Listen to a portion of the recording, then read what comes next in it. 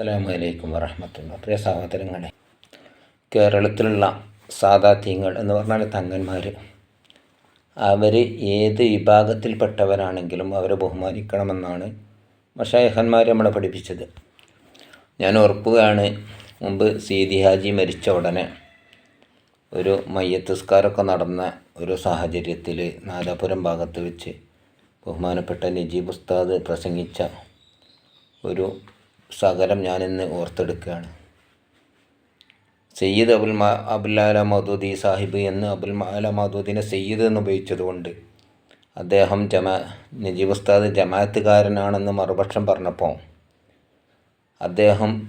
നജീബ് ഉസ്താദ് പറഞ്ഞു, അദ്ദേഹം ഒരു സയ്യിദായിരുന്നു. സയ്യിദ് എന്ന് പേരുള്ളത് കൊണ്ട് അദ്ദേഹം പറഞ്ഞു, ഞാൻ അദ്ദേഹത്തിനെ സയ്യിദ് എന്ന് ഉപയോഗിച്ചത്, അദ്ദേഹം ഒരു സയ്യിദ് കുടുംബത്തിൽപ്പെട്ടതാണ്, സയ്യിദ് അബുൽ അല മൗദൂദി സാഹിബ് എന്ന് പറഞ്ഞതെന്ന്.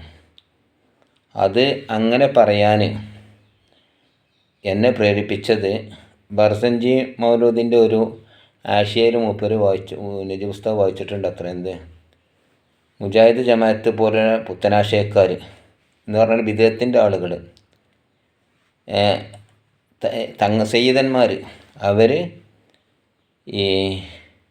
അവരിലെന്ത് മോശമുണ്ടെങ്കിലും ആ കുടുംബത്തിൻ്റെ ബർക്കത്ത് കൊണ്ട് അള്ളാഹു എന്ത് ചെയ്തേക്കാം, അവർക്ക് വിട്ടുവീഴ്ച ചെയ്തേക്കാം എന്നുള്ള നിലക്ക് ആരെയും അനാദരിക്കൂല. ആ നിലക്കാണ് മൂപ്പർ അങ്ങനെ പറഞ്ഞതെന്ന്. അപ്പോൾ ഇതിന് നമ്മൾ മനസ്സിലാക്കണതേ, നമ്മൾ സയ്യിദന്മാരാണെന്ന് വിചാരിച്ച് കണ്ട് ഇപ്പോൾ സമസ്തയിൽ നടക്കുന്ന പ്രശ്നം അതാണല്ലോ. ഖാദി ഫൗണ്ടേഷനും ആദർശ വിശദീകരണ യോഗങ്ങളും നടത്തിയിട്ട് ആകെ വഷളാക്കിയിട്ട് ഇവിടെയുള്ള ജനങ്ങൾ ബഹുഭൂരിപക്ഷവും സമസ്തയിലുള്ള ആളുകളും പാണക്കാട് തങ്ങന്മാരെ അംഗീകരിക്കുന്നവർ തന്നെയാണ്. അപ്പോൾ അവരെ തങ്ങന്മാരിൽ പോരായ്മ കണ്ടാൽ അത് അവരെ ഖാദിക്ക് പറ്റൂലെങ്കിൽ നേരിക്ക് തന്നെ പറയാം സമസ്തക്ക്, എന്ത് ഖാദിക്ക് പാണക്കാട് സെയ്ദ് കുടുംബത്തിലെല്ലാവരും പറ്റുമായിരുന്നു, ഈ തങ്ങളെ പറ്റൂലെന്ന് നേരിട്ട് തന്നെ പറയാം. കാരണം എന്താണ്, അവരെ പറയേണ്ടത്, അത് അവർ സംസ്ഥാനക്കാരല്ല, അല്ലെങ്കിൽ AP ഭാഗത്തുപ്പെട്ടവരല്ല, അവർ സമസ്തയിൽപ്പെട്ട ആളുകളാണ്. അപ്പോൾ അവരെ വിളിച്ചിട്ട് പറയാം, ഖാദി ആകണമെങ്കിൽ ഇങ്ങനെയൊക്കെ നിബന്ധന ഉണ്ട്, അത് നിങ്ങളെ പറ്റൂല എന്ന് നേരിട്ട് പറയാം. അത് പറയുന്നതിന് പകരം അതാണെങ്കിൽ എന്തോ അല്ലാഹു അലം, അതല്ല ഈ നമ്മളെ പൂക്കോട്ടൂരൊക്കെ പറഞ്ഞ സ്ഥിതിക്ക് ഖാദി ആകണമെങ്കിൽ ജനസ്വാധീനമുള്ള ആളായ മതിയെന്നും വിവരം ഉണ്ടായിക്കൊള്ളണമെന്നില്ല എന്നും ഏതോ ഒരു ആചാര്യ ഖാദി ആക്കിയിട്ടുണ്ട് ഏതൊരു പണ്ഡിതൻ്റെ സാന്നിധ്യത്തിൽ എന്ന് പറഞ്ഞിട്ടാണെങ്കിൽ ആ നിലക്ക് അത് ഏതാണെങ്കിലും സമസ്തക്ക് പറയാൻ കഴിയുമല്ലോ. അപ്പോൾ സമസ്ത അവരെ വിളിച്ചു വരുത്തിയിട്ട് പറഞ്ഞാൽ അവർ കേൾക്കും, നിങ്ങൾ ഖാദി സ്ഥാനത്തിന് അർഹനല്ല, അല്ലെങ്കിൽ ഇന്ന സ്ഥാനത്ത് നിങ്ങൾ ഖാദി ആവരുത് എന്ന് പറയും, ഇന്ന കാര്യങ്ങളെ കൊണ്ടെന്ന്. എന്നാൽ അതൊന്നും അല്ലപ്പോൾ വിഷയം എന്ന് മനസ്സിലാകണത്. ഇവിടെ പരസ്പരം അങ്ങോട്ടും ഇങ്ങോട്ടും മുമ്പ് AP ഒക്കെ രണ്ടായി പിരിഞ്ഞെന്നുള്ള കാലത്ത് ഉള്ളതുപോലെ മഹല്ലുകളാകെ കുട്ടിച്ചോറാകുന്ന ഒരവസ്ഥ ഉള്ളത്. ഇതിൽ ഈമാൻ നഷ്ടപ്പെടുന്നത് പൊതുജനങ്ങളതാണ്. പൊതുജനങ്ങൾ ഇപ്പോൾ നമ്മളെ പോലത്തവരൊക്കെ എന്താണ്, സമസ്തനും സ്നേഹിക്കുന്നു, പാണക്കാട് തങ്ങന്മാരെ സ്നേഹിക്കുന്നു, എല്ലാവരും സ്നേഹിക്കുക. കാരണം എന്താണ്, ഈ ഹജ്ജത്തുൽ വിദായിൽ റസൂലുള്ള കഅബയെ നോക്കിക്കൊണ്ട് പറഞ്ഞല്ലോ, കഅബ നീ എത്ര മഹത്തരം, നിൻ്റെ സുഗന്ധം എത്ര ആസ്വദനം, നീ എത്ര സുഗന്ധം, എന്നാലും ഒരു മുഅ്മിനിൻ്റെ അത്ര സ്ഥാനം നിനക്കില്ലാന്ന്, നിൻ്റെ സ്ഥാനം ഒരു മുഅ്മിനിനേക്കാളില്ലാന്ന് നബി പറഞ്ഞു. അത് മാത്രമല്ല, ഈ ദിവസം ഹജ്ജത്തുൽ വിദായിൽ റസൂലുള്ള പറഞ്ഞു, ഈ ദിവസം സഹോദരൻ്റെ മാംസവും രക്തവും അഭിമാനവും നിങ്ങൾക്ക് ഹറാമാക്കിയിട്ടുണ്ടെന്ന്. ഒരാളും അഭിമാനം പറിച്ചു തിന്നാൻ പറ്റൂല. അപ്പോൾ ഞാൻ പറഞ്ഞു വരുന്നത് ആദ്യത്തെ വിഷയം തന്നെ, ഈ തങ്ങന്മാർ, ഇതുവരെയുള്ള തങ്ങന്മാർ അവരെ ഖാദികളായിരുന്നു, അവരെ ഖാദിക്ക് പറ്റിയിരുന്നു എന്നും ഇപ്പോഴത്തെ ഖാദിമാരെ പറ്റൂലെങ്കിൽ അത് പറ്റൂല എന്ന് വ്യക്തമായിട്ട് പറഞ്ഞിട്ട് ഇത് ഇതര മതസ്ഥരിടയിൽ എന്താണ് ഓരോ സ്പർദ്ധ ഉണ്ടാക്കുന്ന കാര്യങ്ങളാണ് ഇതൊക്കെ ഇന്ന് നടന്നുകൊണ്ടിരിക്കുന്നത്. എന്നതുപോലെ തന്നെ ഇന്ന പരിപാടിക്കൊക്കെ ഖാദി ആയാലും പോകാൻ പറ്റും, കേക്ക് മുറിക്കാൻ പറ്റും, മറ്റേ പറ്റൂല, ഇതൊക്കെ പറഞ്ഞ് എന്ത് ചെയ്യേണ്ടതാണ്, ഇത് വിശദീകരിക്കേണ്ട ആളുകൾ അതിൻ്റെ ആളുകൾ തന്നെ, സമസ്തൻ്റെ ആളുകൾ തന്നെ, സമസ്ത തന്നെയാണ്. അപ്പോൾ ഇതൊന്നും പറയുന്നതിൽ ആദർശം ചോർന്നു പോകുന്നില്ല.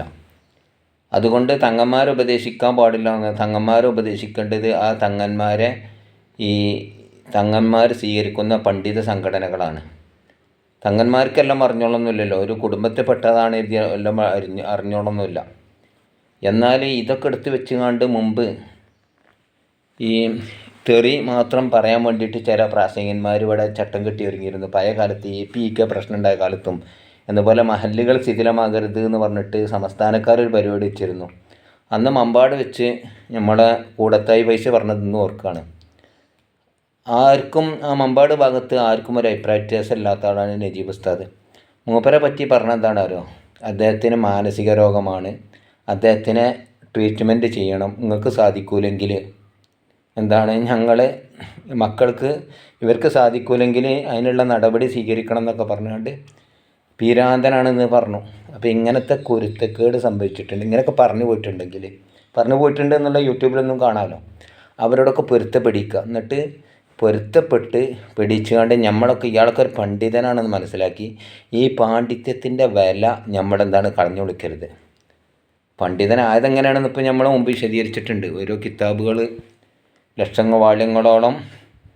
വാള്യങ്ങളോളം കിതാബുകൾ ക്രോഡീകരിച്ചവരാണ് ഇവിടെ പണ്ഡിതന്മാർ. അവർ എഴുതിയത് വായിക്കാൻ തിരിഞ്ഞാൽ നമ്മൾ അതറിയുന്നുള്ള ആൾക്കൊരു പണ്ഡിതൻ തന്നെ, അല്ലാതെ യഥാർത്ഥത്തിലുള്ള പണ്ഡിതന്മാരല്ല.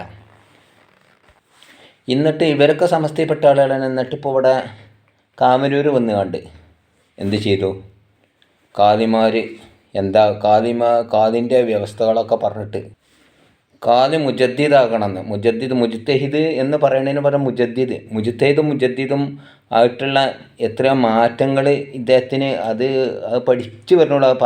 പറഞ്ഞിട്ടുണ്ടെന്ന് നാവുപയോഗമൊന്നുമല്ല, പിന്നെ മുജദ്ദിദ് ആണത്. മുജദ്ദിദ് എന്ന് പറഞ്ഞാൽ ഈ കാലഘട്ടത്തിൻ്റെ ഇതിഹാസ പുരുഷനോ, മുജ്തഹിദ് പറഞ്ഞാൽ ഗവേഷണയോഗ്യനാകാന്ന എന്ന് പറഞ്ഞാൽ അതിന് കുറേ നിബന്ധന ഉണ്ട്.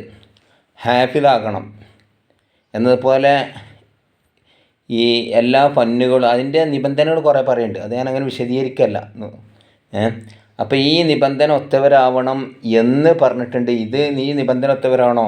അപ്പോൾ ഈ ഇന്നത്തെ വെറൂറത്തിൻ്റെ കഥ, ഇങ്ങനത്തെ കാതി വിഷയങ്ങൾ അവിടെ ചർച്ച ചെയ്തിട്ടുണ്ടായിരുന്നു. അപ്പോൾ ഇതൊക്കെ പൊതുജനങ്ങളിലേക്ക് വലിച്ചയക്കുന്നത് എന്തിന്? ഇങ്ങനൊരു തങ്ങളെ പറ്റൂലെങ്കിൽ തങ്ങളെ ഒഴിവാക്കുക, ആ സ്ഥാനത്തുനിന്ന് തങ്ങൾ സ്വീകരിക്കുമല്ലോ. അപ്പോൾ ഇത് ഇനിയും മഹല്ലുകളിൽ കുട്ടിച്ചോറുണ്ടാക്കാനും ജനങ്ങളുടെ അഭിപ്രായ വ്യത്യാസം ഉണ്ടാക്കാനും ഉള്ള ഈമാനുമായിട്ട് മനുഷ്യന്മാരങ്ങനെ കഴിഞ്ഞ് സമസ്തൻ്റെ ആശയങ്ങളനുസരിച്ച് അങ്ങനെ പഠിച്ചതനുസരിച്ച് മുസ്ലിം രാഷ്ട്രീയത്തിൽ ലീഗായിട്ട് നടന്നാണ്ട് അങ്ങനെയുണ്ട് നിസ്കാരം നോമ്പും ഇബാദത്തായിട്ട് കഴിഞ്ഞ് പോയിക്കോട്ടെ. ഇബാദത്തുകളായിട്ട് കഴിഞ്ഞ് വിട്ട് അങ്ങനെ മരിച്ച് സ്വർഗത്ത് കിട്ടുന്നുള്ള പ്രതീക്ഷയിൽ അങ്ങോട്ടും ഇങ്ങോട്ടും കൊടുക്കാതെ ഈബത്തിൻ്റെ മീമത്ത് പറയാതെ അങ്ങനെ കഴിഞ്ഞു കൂടി പോയിക്കോട്ടെ. ഈ സ്വസ്ഥത ആരും തകർക്കരുത് എന്ന് മാത്രമാണ് എനിക്ക് പറയാനുള്ളത്. ഞാനിത് പറയാൻ അർഹനല്ലെങ്കിലും നമ്മളിതൊക്കെ വീക്ഷിക്കുന്ന ആളുകൾ, നമ്മളെ ബാക്കിക്കാരും കുടുംബക്കാരും കുട്ടികളും അങ്ങോട്ട് തർക്കിക്കുകയാണ്. ഇജ്ജ് സമസ്തയാണോ തങ്ങളാളാണോ അങ്ങനെ ചോദിച്ചാണ്ട് ഇനിയിപ്പം അങ്ങനത്തെ ഒരു സാഹചര്യം വരുന്നത്. അപ്പോൾ ഇതൊന്നും ഇല്ലാതെ മഹല്ലിൽ ഇനിയും സ്ഥിരീകരണം ഇല്ലാതെ കിട്ടുക എന്ന് പറഞ്ഞുകൊണ്ട് എൻ്റെ ചാനൽ ആദ്യമായിട്ടാണ് കാണുന്നത് എങ്കിൽ സബ്സ്ക്രൈബ് ചെയ്യുക. അസ്സലാമു അലൈക്കും.